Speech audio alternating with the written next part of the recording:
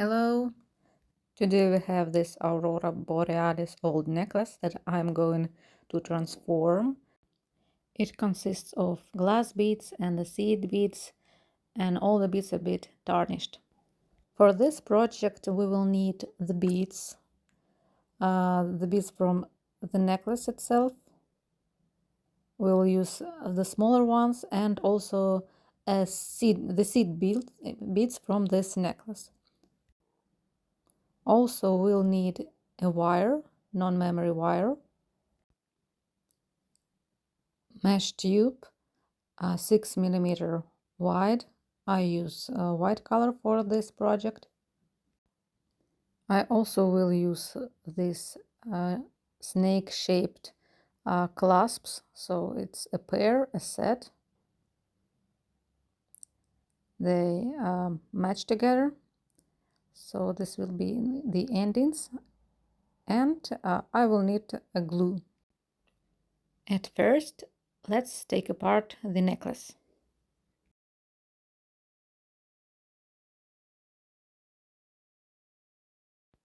In this specific Aurora Borealis necklace, beads have different sizes, so I group them according to their size.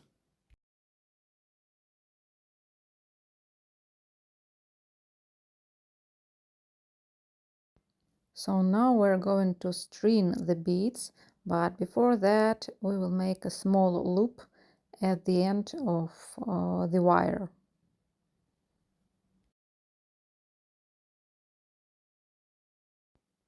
So now we can start to string the beads from another side of the wire.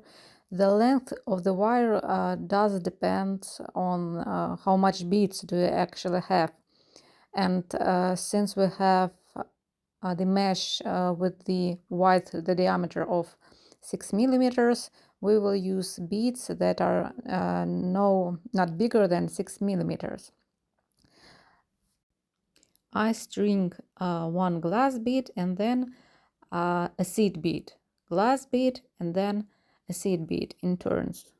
So at the end we have the beads on a wire, the flexible construction that I will bend just to make it more simple for me to work with it.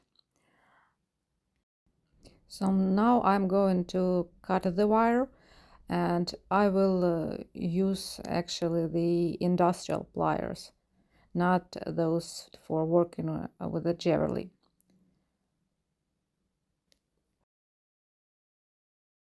And now I'm going to make another loop for the beads not to fall from this wire.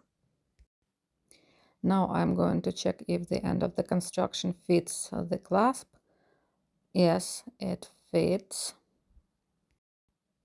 But I want to make the loop more flat so the bead could have better contact with the clasp.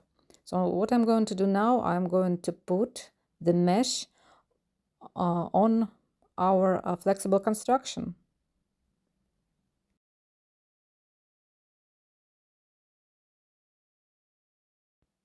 Now I'm going to cut off the extra mesh.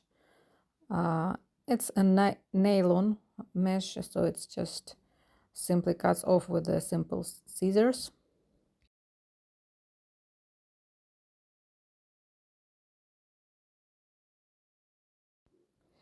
Now I'm going to attach the clasps to our construction.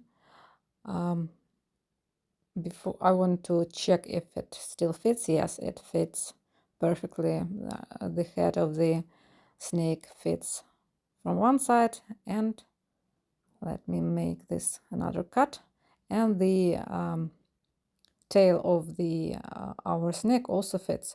So I'm going to put glue inside of the clasp from one side, then I'm going to leave it for a while, and then I will put another clasp. So I am very generous with the glue that I put inside.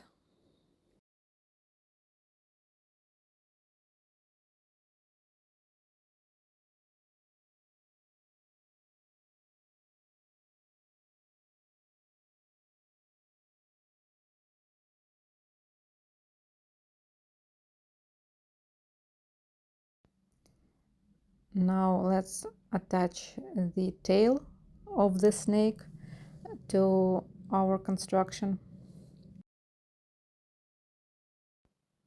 Once again, I am very generous with this glue, so I need to fully fulfill this cup, but it all depends on the type of glue that you use. After I glue the final clasp, I'm going to leave this item for several hours. So after the glue has totally fixed our jewelry piece, we can see that this is a totally flexible necklace that can be bended as you wish. It can have different forms. You can wear it as a bracelet, as some hair accessory, but let's see how it can be managed as a necklace. So now we have necklace that can be transformed, that can be worn in a different ways.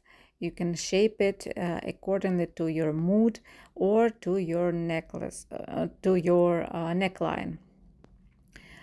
So yeah, it's actually very stress relieving and a big joy to bend it, to simply play with it. I hope you enjoyed watching this video as much as I enjoyed making this item. I encourage you to find some old beads that you have maybe somewhere in your wardrobe and to upcycle it in this very simple way. It cost me less than $5 to buy all the findings that I used.